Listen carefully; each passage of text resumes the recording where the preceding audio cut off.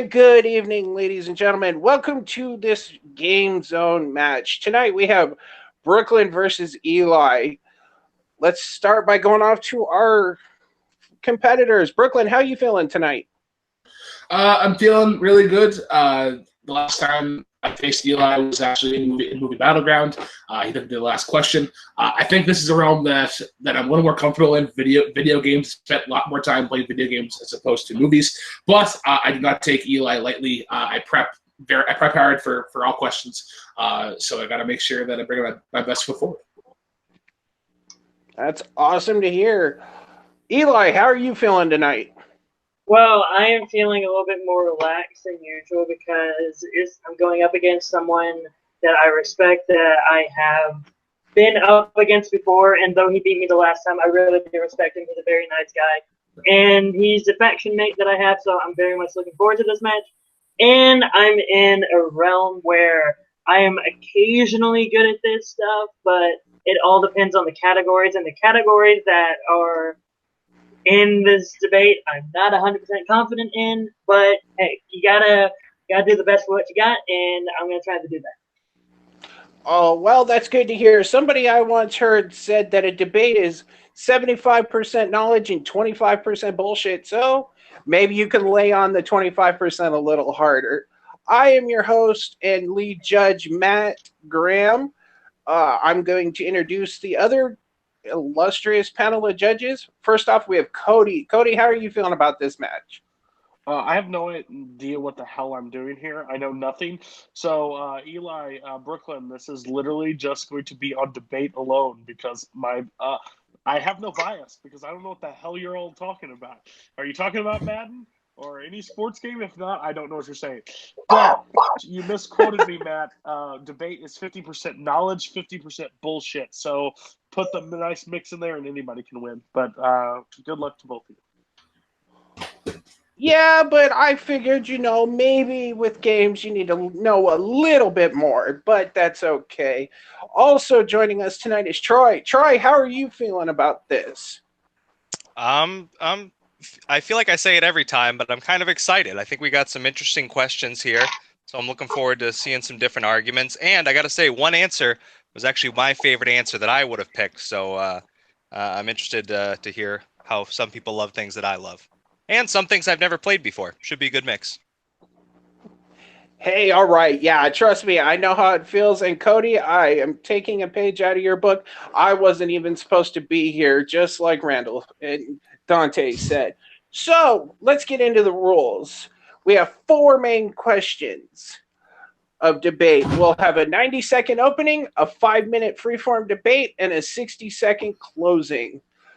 In this game zone, we have a 1-minute extension we call the extra life. The extra life can be used in your opening or closing only.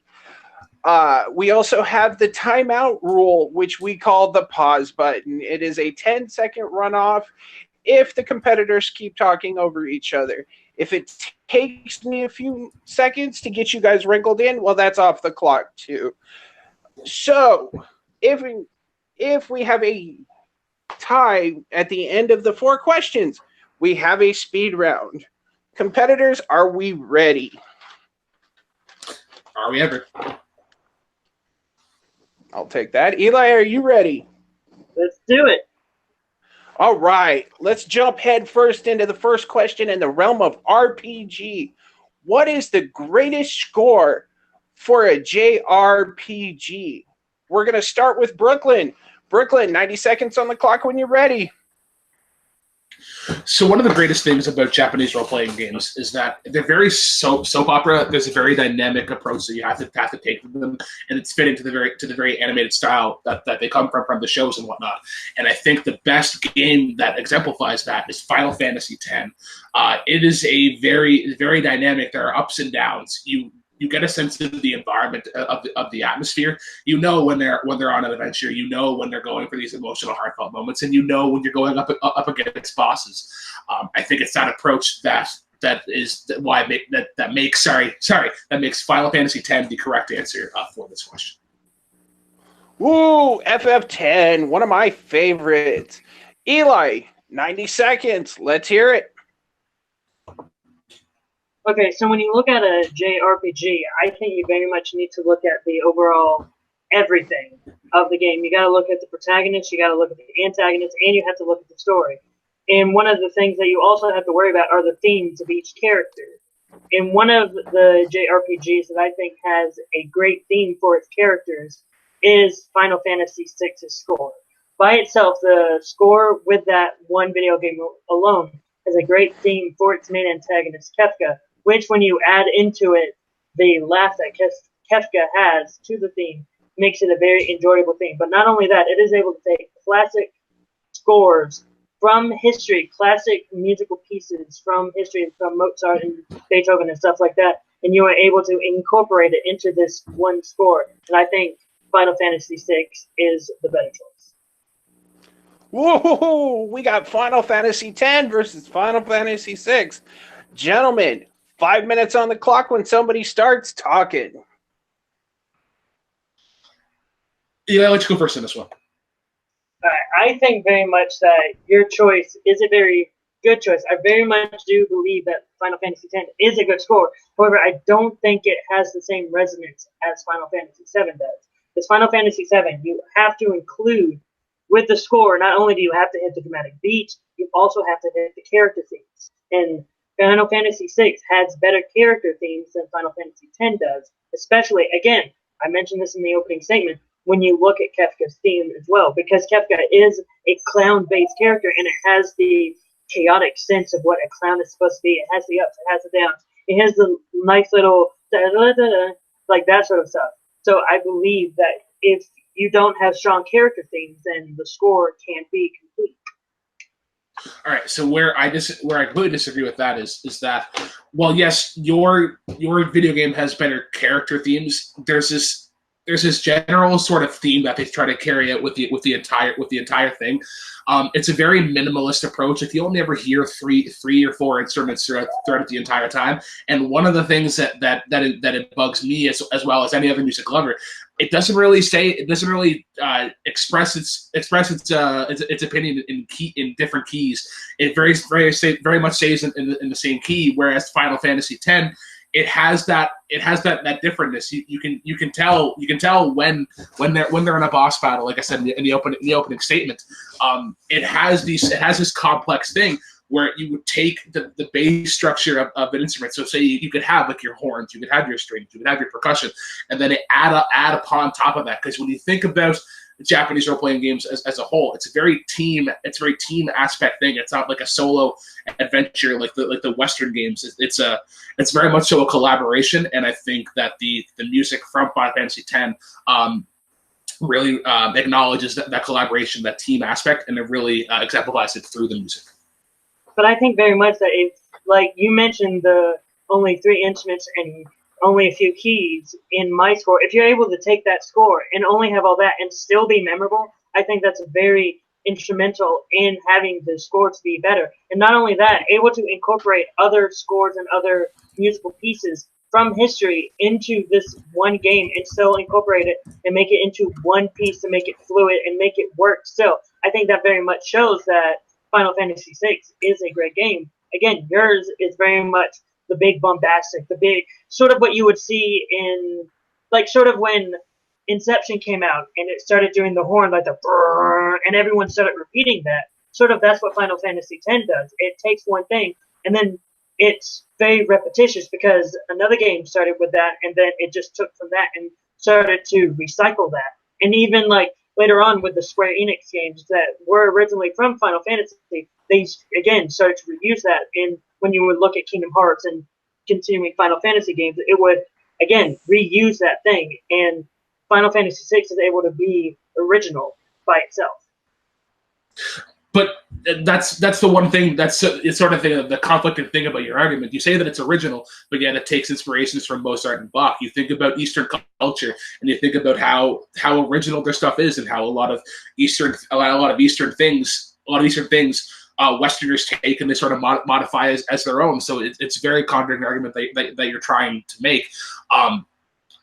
The problem that I bring up is that your music is sort of simple considering like the whole culture and the genre that it is. It has to be loud. It has to be vibrant. That's what these kind of games like. Like you think about Pokemon, considering that they are on a handheld system. And they have a limited approach to what they can do with their music. That music is very vibrant. It's very uplifting. You can tell that you're in sort of a Japanese role playing game because of what it brings. And you mentioned it yourself that Final Fantasy X is a very like bombastic, I believe is the exact word that you used. And I think that works for the overall sculpture of the game. I think your game focuses almost too much on character themes, and sort of lacks that overall. There has to be some sort of motivation, or there has to be some sort of reasoning behind all these different character things, instead of it being one cohesive unit. But when you have a video game that's based on and focuses on the characters, then the character themes need to be important. In Final Fantasy VI needs to focus on those character themes, and that's why the score is very well to bring up those character themes, especially at the opera. Time. Woo! Very, very, very interesting. So, Eli, with Final Fantasy VI, you got 60 seconds. Let's hear it. And don't forget, you've got your extra life. I think very much when Brooklyn was trying to deconstruct my score, he was forgetting the fact that Final Fantasy VI is a character-driven game, and it needs to have strong character themes. And especially, when he mentioned using the Bach and Beethoven, that's important to the score, and very much shows the originality of using it, especially at the opera scene where it has great opera-inspired music into that scene. Whereas his score is very bombastic and it's very repetitive because we always hear that kind of music in those type of games. And it gets to the point where we don't want to hear that game. We want to hear something new. We want to hear something original. And I think that's where the score for my video game beats Final Fantasy X, because my music is original and his is just repetitive, overused, and is seen everywhere. All right. Brooklyn, like I said, you've got your extra life if you need it. If not, Final Fantasy X, close out this round. So while my opponent tries to use the argument of it takes inspirations from Mozart and Bach, yes, have it be this original music in the same breath, that contradicts. Final Fantasy X, like Eli mentioned, is a very bombastic. It's very dynamic. You know where you're at based on the music. I didn't even have to play the game to tell where I'm at based on the themes that it provides. Eli talks about how mine's very all over the place and it doesn't know where it is, and how this is the kind of music that they use in the genre. Well, absolutely, it's Japanese role playing games, and I believe that this is the best use of that style. Sure, it can be common, but there is going to be a best, and Final Fantasy X is the best. Woo! What a round. Let's go to Troy first. Troy, make some sense of this for me. I was afraid you were going to say that. I think the arguments seem to be pretty straightforward. Eli's biggest thing is that Final Fantasy VI is big on the character themes being most important to the game. Brooklyn's big point in 10 is that it's more overarching, kind of connecting, has to do with the team themes, and really you can tell where you are in the game. I think those are both pretty equal arguments, so for me it came down to more about them fighting each other, and it's tough. Brooklyn's pointed out that Final Fantasy VI is more minimalistic, but Eli fought back saying that's not necessarily a bad thing. It's fluid, it's simple, and it really fits the game better. I think he just fought off Brooklyn a little bit better. I didn't really hear him rebutting as much, so like 51-49, I'm going to lean Eli just by a little bit. Ooh, Eli taking the first judge's point. Cody, help me out here. Two of my least favorite things in the entire world, Final Fantasy and music. But I'm going to go with Brooklyn on this one because I've overall broke down the music to it and why it's important throughout the game and the overall, tying it into the entire thing. I think they both rebutted each other pretty well throughout the entire thing. But it was, I think Eli rebutted a little too late in the game, in that rebuttal, in his only rebuttal, but he couldn't really get any ground in the main rounds for me. So yeah, Brooklyn, I think, took this one. All right, so it comes down to me. This was, yeah, just like Troy said, it was very, very close. But I have to, I think, agree with Cody on how it was broken down. So round one, RPG goes to Brooklyn. All right. Round two comes in the round of classics. What is the hardest NES game to be released? Since Brooklyn opened last round, Eli, 90 seconds on the clock. Take it away. Whenever you look at the NES games, all of them are pretty tough because they basically put you into the game. They don't show you the instructions of how to play it, and they just say, go. You'll find out how to play the game.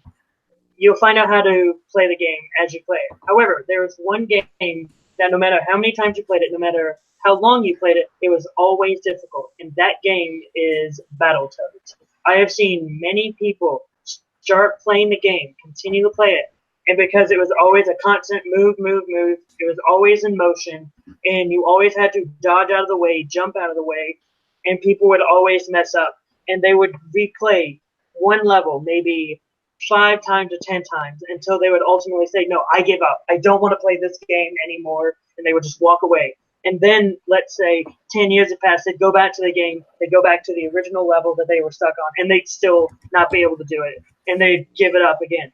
Battletoads has always been that one game where people would always play it, but then always give it up at the end because they never were able to finish it. And that's why I believe Battletoads is the game that is the hardest to beat on the NES.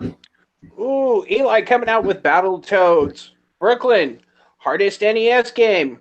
Go for it. 90 seconds when you start talking. Judges, let me paint you a picture into the realm of NES video games. The year is 1989. The publisher is Konami, responsible for great games like Metal Gear, Silent Hill, Contra, Frogger, Castlevania. Yes, they come out with one of the most unbeatable games because it is so hard. That is, of course, the Teenage Mutant Ninja Turtles game released in 1989. This is a game put in developmental hell. There are so many things wrong with this game that make it so incredibly hard, but I will get more into that in my freeform. All right, so we have Battletoads versus the Teenage Mutant Ninja Turtles. 5 minutes on the clock when somebody starts talking. All right, so absolutely, thanks. So why Battletoads is the incorrect answer for this question? You have to think about multiple things. One, it was released in 1991, on the tail end of NES's cycle life. Actually, the SNES came out that exact same year. It was also made by Rare, a company that would go on to make incredible platform collectathons like Banjo-Kazooie, Banjo-Tooie, Conker's Bad Fur Day, and they would go on to make great shooters like GoldenEye and Perfect Dark. Your game is difficult. I will absolutely give you that, but it is beatable. Beatable so much that the current world record for that game is 12 minutes. Considering it's a game that you say is incredibly hard. Teenage Mutant Ninja Turtles is so fundamentally broken in a genre that has thrived on the NES, that platformer sort of beat 'em up style, and there are so many things wrong with the game. The hitboxes are so small. The jumping mechanic is so messed up. AI has no idea what to do in it, and it's not a matter of, oh, this is difficult. No, there's a million barriers in front of you, and the only thing you have to go over them is a pogo stick. Now, whenever you talk about my game, you're probably most likely only talking about speedrunners, people who practice and practice and practice and practice. But I'm talking about the average gamer. The average gamer always plays Battletoads, and they always give it up after the first level. There are people that will at least go on to play the Teenage Mutant Ninja Turtle game and at least play and beat the first level and beat the second level and beat the third level. No one, when they play Battletoads, the average person can get past the first level of Battletoads because, again, they're always in motion. They're always in that little spaceship thing, and you're always trying to get around, always trying to get away, but they always never, even when they have multiple lives, they can never get past that first level because they're always they're always in motion. And with your game, sure, you can say it's broken and the AI has nothing to do, but people have been able, like an average person has been able to beat Teenage Mutant Ninja Turtles when the average gamer, I have seen many people talk about them playing Battletoads, and they'll always go on to say, oh, I would stop after the first level because I couldn't beat it. Then I would come back and say, oh, it's probably not as hard as I think it was. Pick it up, play it again, and it still be as hard. Whereas people could probably leave Teenage Mutant Ninja Turtles, say it's hard, come back to it, and able to beat it because they were thinking, oh, I was just out of my mind. Whereas Battletoads, it's still a hard game by itself. Yes, and a lot of people consider Battletoads an incredibly hard game is because whenever the game was released, they were 4, 5, and 6. That game isn't designed for 4, 5, and 6-year-old kids. The reason why that game gets overhyped as such a difficult game is because of the time it's released. Once again, later in the NES's life, it was by kids that wasn't really meant for the demographic. That's why the year of its release comes into such a key point. It's because it's so later in the cycle that they had the exploration of the technology of the NES, and they were able to really design a game for adults. Because you have to remember, at that time, adults were still playing video games. Arcades still thrived in the 90s. You talk about speed runners running these games. Battletoads can be an incredibly glitched game. Turbo Tunnel, considered one of the hardest platforming sections ever, has been defeated blindfolded multiple times because it is such a thing of repetition. And once again, it's a game that is incredibly beatable. You can't speedrun TMNT. There's no A tech. There's no jumping tech that you can use. You can't run through the entire game with a single character. There's so many gears that are broken in that game. By the time that you fix it, it's not worth it. It's not an enjoyable game. Battletoads is incredibly enjoyable because of its difficulty. Well, again, I think you bringing up the point of when it came out, I honestly feel like that's irrelevant because no matter what year it came out, it was still able to not get beaten. Even, like, I have seen people who are grown-ups who played it when they were grown-up and said, no, I couldn't beat the game. At least with Teenage Mutant Turtles, if you're a grown-up, you're able to beat the game. You're able to beat the game, but you're gonna have a headache after it because because the difficult things in that game are jump on this ledge and it'll take you 20 minutes because the jumping mechanic is so hard in that game. Kill that enemy. Well, I can't kill that enemy because my spear only has a certain hitbox when it should be 3 frames longer because of the design of the weapon. That's a difficult thing about it is because the developers. It's so late in the cycle. The SNES will come 2 years later. That game should be better, but it's broken. It's where the developers were high under their trees because they don't care about it, and it's so hard in that sense. Once again, because of just everything that's broken in it. A game should be enjoyable, and a game should be free flowing. This is a hard TMNT is a hard grind. Well, again, if you're saying the game is hard because it's broken, then I feel like that's not a good argument because no matter what, you can say, oh, this game is hard because it's broken. This game is hard because it's broken. That's not a strong element. I feel like if a game is hard by itself without being broken, that should be why it's the hardest game, not because it's broken. If it's broken, then that's the game's fault. It's not your fault as a player. It's as a player, if it is really hard and you can't get through it, then that's your fault. And I think that's why Battletoads is probably a harder game than TMNT, because if a player can play it multiple times and not beat it, then it's the player who can't beat it. And that is time. Wow. So we have Battletoads and we have TMNT. Eli, you open. So Brooklyn, 90 seconds when you start talking.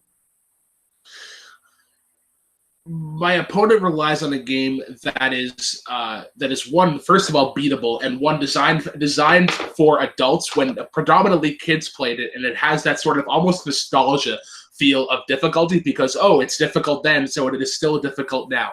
This game has been broken down piece to piece by speedrunners, absolutely.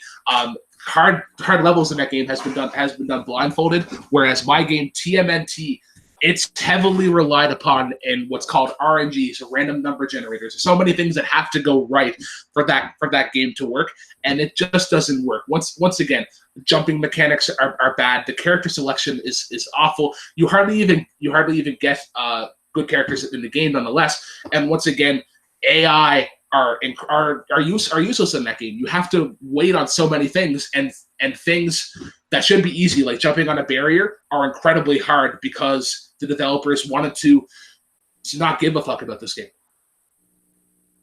All right. Eli, you opened, so close out this round with Battletoads.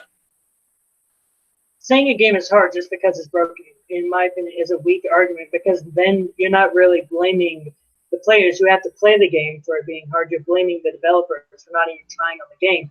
And to me, that's not a reason why the game should be hard. The game should be hard because the developer put a lot of care and put a lot of heart to make sure that the players can have a really fun time trying to beat this really hard game. And if you're saying that a speedrunner can do it blindfolded and beat the game, then that's a speedrunner. An average gamer who is not trying to be a speedrunner, if they're having difficulty playing the game, then to me that shows that that game is a hard game. That's the reason why we're having this debate, because that average gamer is finding it very difficult. They'll walk away from the game, they'll come back maybe 10 years later and start playing it again and find that it is hard again. The reason, like, a game being broken is not the reason why it's hard. The reason why it's hard is because the players are having difficulty beating it. And that is time. All right. Wow. NES definitely had some issues. Cody, let's go to you first. What are you thinking? So some could say it's a cop-out answer to pick a broken game to make it hard.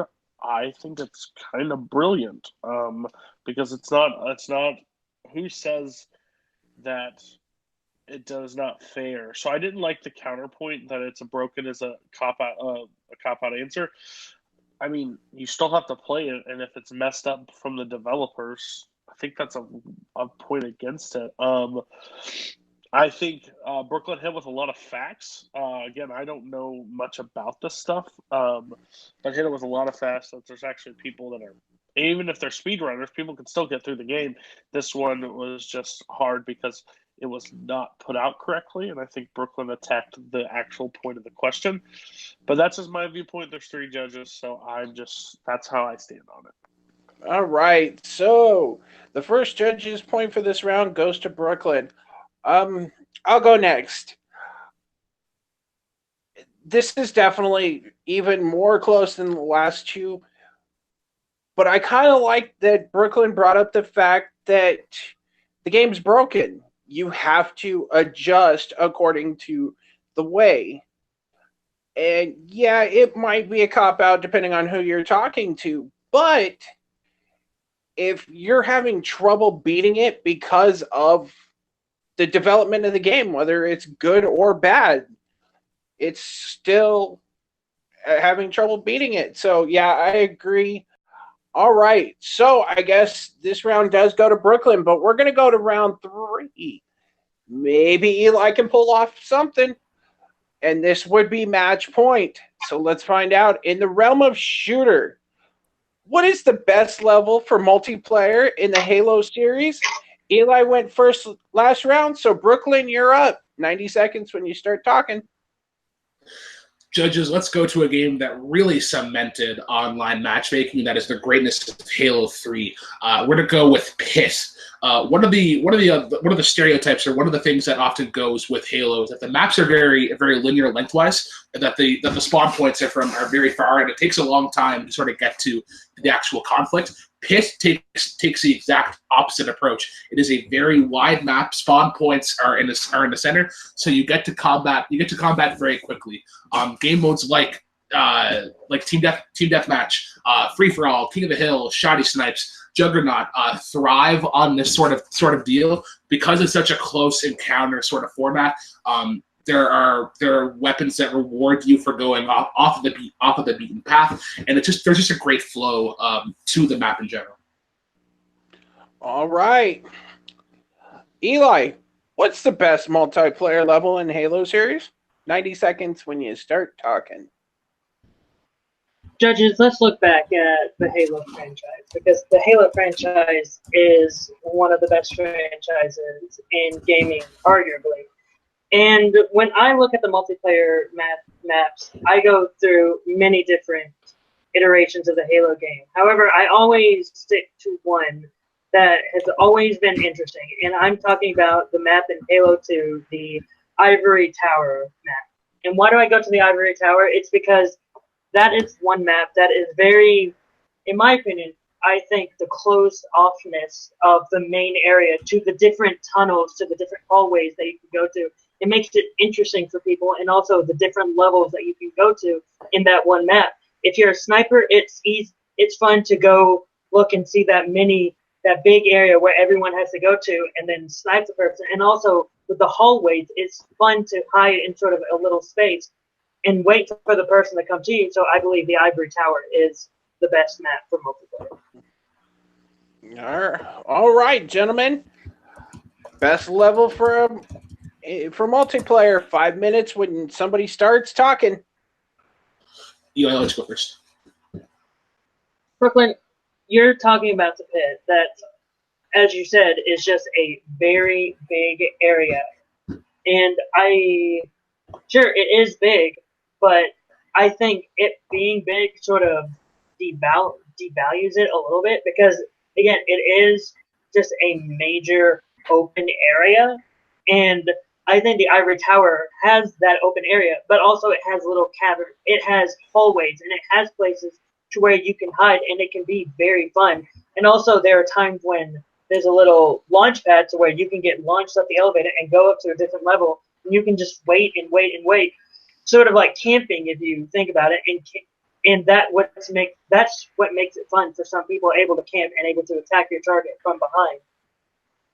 3 things. 1, never said the pit was big. It is definitely wide, but it is very close encountered. When you think about the spawn points in general, it takes you maybe 2 seconds to get into a combat situation.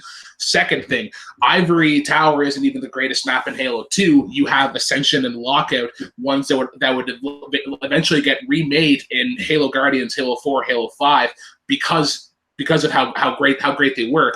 3, Ivory Tower has a much better younger brother, and that's called Guardian from Halo 3. You have the elevator in the middle, you have gravity boosts on the side, and honestly, it's a little bit more open. There are multiple ways to approach different viewpoints. Ivory Tower is kind of linear, and it sort of forces you to go into certain different routes. That elevator in the middle, once again, it got improved in Guardian. The rooms in this, they don't really offer like a risk reward thing. One of the rooms in the level in that bottom has a pistol and 2 frag grenades. Like, no, you're not going to go out of your way to go to that. And if you get stuck in there, well, then you're probably going to get killed. Like I mentioned in my opening argument, Pit offers multiple things to different game modes. King of the Hill is an incredible fun game mode to play in that, because the King of the Hill spot can vary from different place to place. And I think what Pit offers is, while yes, it is wide and narrow, it does have almost like a 3D aspect of it as well, where you aren't like on a straight and narrow path of trying to get to a certain point. I think there are multiple ways to approach it, whereas Ivory Tower is really linear. Well, you say like linear is a bad thing, but to you it may be a bad thing, but for other people, they may enjoy being linear. They may enjoy having the different places. They may enjoy going all that. But to some people, like me, for example, I don't think I would enjoy being in a close quarters battles when it's a multiplayer match, when there's multiple people in it, and you're forced to be in a close quarters where you're forced to sort of like have that energy sword and slash someone. I don't think when you play multiplayer, that's what you want in a game. You want to be able to be far away. You want to be able to get those sniper shots, those little sneak attack shots from long range, and be like, haha, got you from all the way back here. Screw you. And like those people, there are people like that in the multiplayer world. And again, some people, a majority of people most likely don't like the close quarters. They want to be far off. They want to be able to be sneaky. And having it wide and narrow is something that's not really enjoyable. You're saying that players don't like close encounter maps. Well, I will go to one of the greatest shooting franchises of all time, Call of Duty. Nuketown and Rust are 2 of the smaller maps in the game, and they're beloved by fans because of their close space and because of their encounter. Linear maps just don't work because if you're getting picked off by a sniper, there's only one alleyway to go. There should be multiple ways to approach something. If you're in a line, it's essentially, all right, who can get to the tower first and just dominate the entire time. That isn't fun. That doesn't change the pace. With the pit, there's multiple ways where you can approach a building, you can approach a tower. There are multiple lead changes throughout it. The pit offers something that is different from the Halo series. Halo's very lengthwise. It's very very linear. But whereas the pit, it offers something different where it's close and it's something that shouldn't work on paper, but whenever you play it, it just works so well because of the gameplay of Halo itself. And again, you mentioned the linear again. I can see linear if you're using your brain, you're able to get out of it. Time! Woo! All right. Well, this was a debate. Brooklyn went first. Guys, don't forget, you do have your extra life if you need it. Eli, you got 60 seconds. Tell me why yours is the better map. Again, my opponent very much was talking about close quarters, and not a lot of people in the multiplayer round like close quarters. They very much like to be far away from their opponents, and they very much like to pick them off one by one. Sure, Brooklyn was complaining about the linear nature, but again, people like to be able to know where the person's going to be. They like to know where their opponent's going to be and take them off one by one. And if you're good at linear maps, you can use your brain and use your ingenuity to get out of that situation. The pit is too close quarters. The pit is too brain-boggling, and people will get confused, like, oh, am I supposed to go this way? Am I supposed to go? I don't know which way to go, so I'm just going to go the way that I know and am familiar with, and that begins to come into the close quarters battle. And not a lot of people like close quarters. They like to be far away. They like to be able to take a ranged attack. They don't want to meet face-to-face. And with him bringing up Call of Duty and saying those maps are small, sure, but they're not great maps to some people. They like the longer range maps. And again, mentioning Call of Duty is very irrelevant to Halo. That is time. All right. Brooklyn, you got 60 seconds. Tell us why your map is superior. My opponent likes to talk about how linear works and how people don't like close quarter games. Well, once again, if Eli wants to bring up these long range games, people aren't going to Halo to play long range games. They're going to play Battlefield, and that franchise is dying slowly. Halo, the linear thing that he tries to bring up just doesn't work because there shouldn't be only one way to go there. Multiplayer maps thrive off of how you can approach different aspects of the game, and there's different strategies. If there's only one strategy to a map, then I'm honestly bored as a player. With Pit, you offer different strategies, you offer different routes, you offer different game modes that thrive. With Ivory Tower, Free for All and maybe Juggernaut are the only ones that work. And I wouldn't even want to play Shoddy Snipes, considering Eli's such a massive sniper fan, because you're really playing snipers. Shotguns are irrelevant in that map. A map should be designed for all the game modes, not just one.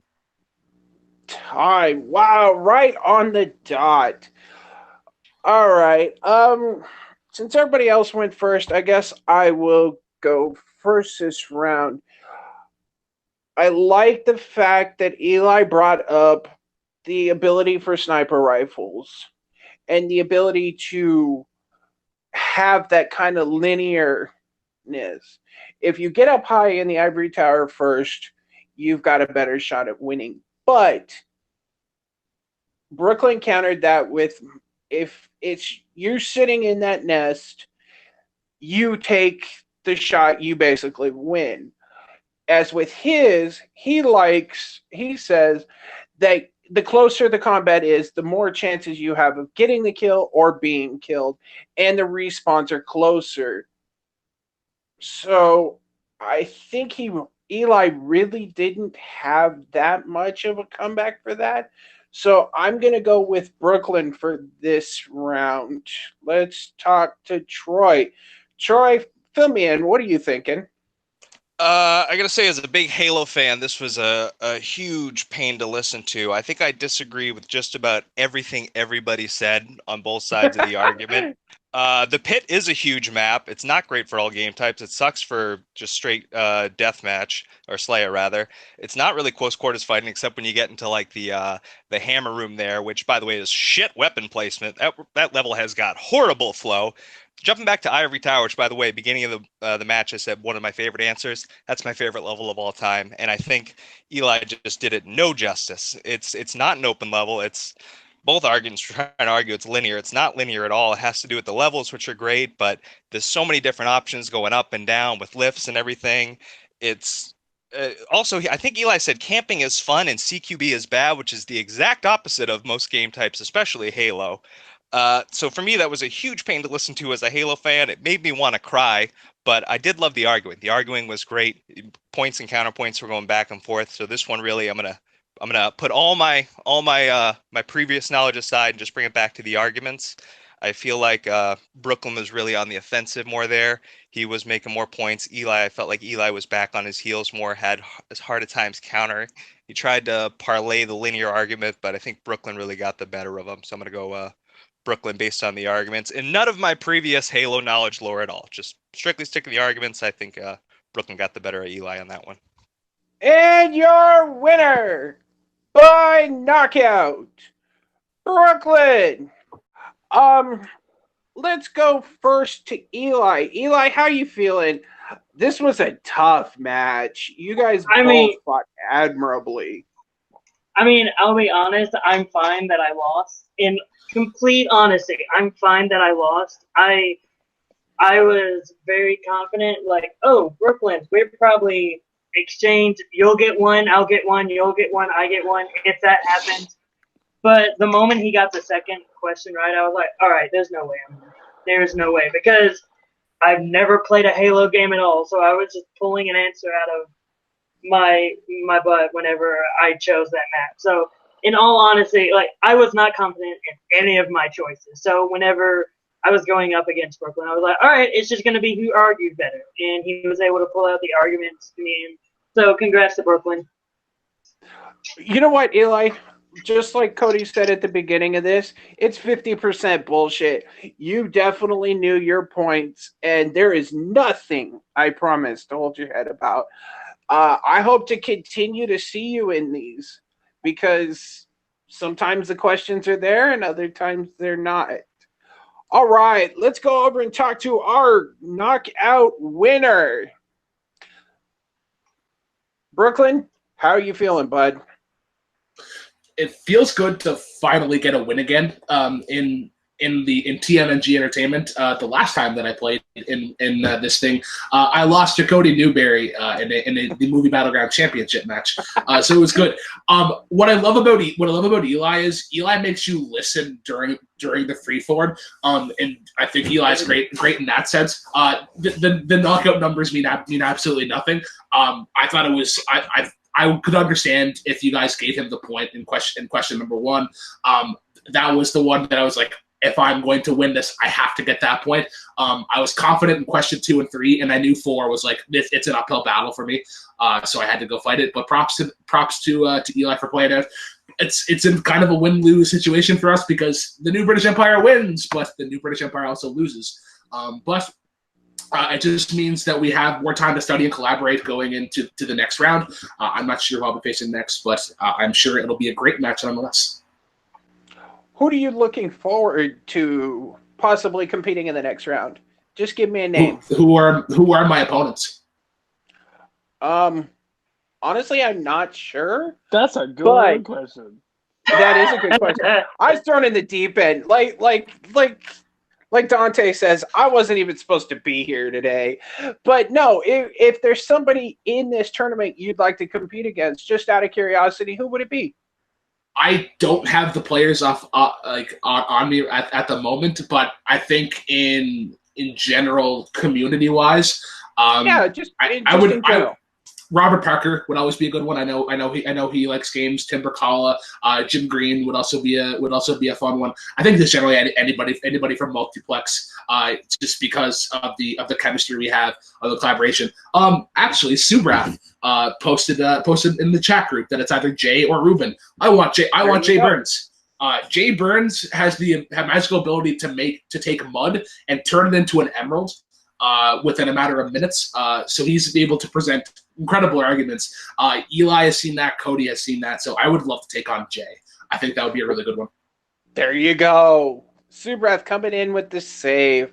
All right, let's turn to our judges. Troy, what'd you think? It was a pretty good match. I think that if you just looked at the score at the end, it really doesn't tell you the game they had. I thought it was a lot closer, and sad it didn't go a little longer. It was a good match. I totally agree. Cody, obviously there's a little bit of blood between you and Brooklyn, but what do you think of this match? Let's just say that he fared better in Battleground than he did in his own arena. But damn. Opening up an old wound. Mic drop. About a mic drop. This one, hats off to anybody who debates in this fucking league. I'll be honest with you. I don't know shit about music, and I won the championship over there. I'm now apparently in TV. There's not a shot in hell that I will ever, and I mean ever, come close to the GameZone Championship. So congratulations, everybody that wants to win a championship. This is your league to play in, because no fucking clue. You guys said some stuff that I'm pretty sure is offensive in some languages or some cultures. Halo, for instance. I had to defend my fellow Spartans. I'm sorry. I'm not comfortable with what was talked about today. My mother would be ashamed if she saw me here today. So all this stuff aside, Eli, Brooklyn, hats off to you. You'll probably be a champion in this league, and you can reign forever because, God, I don't know what the fuck you're talking about. Wow. Eli, Brooklyn, real quick, would you guys, either of you like to respond to that? I mean, I really don't have anything to say. He wasn't offending me. No, he wasn't defending me either. And Cody's always just like, I'm not going to do well in this, and he ends up winning. Look at Dance Off. He went in knowing nothing about music, and then not only knocked out the creator of the league, Same Law, but he ended up winning the championship over the question writer of the trivia portion of it. So, I always take his words with a grain of salt. Woo! All right, guys. Well, I am your host tonight, Matt Graham, for Troy, for Cody, Eli, and Brooklyn. Remember, guys, bring your quarters.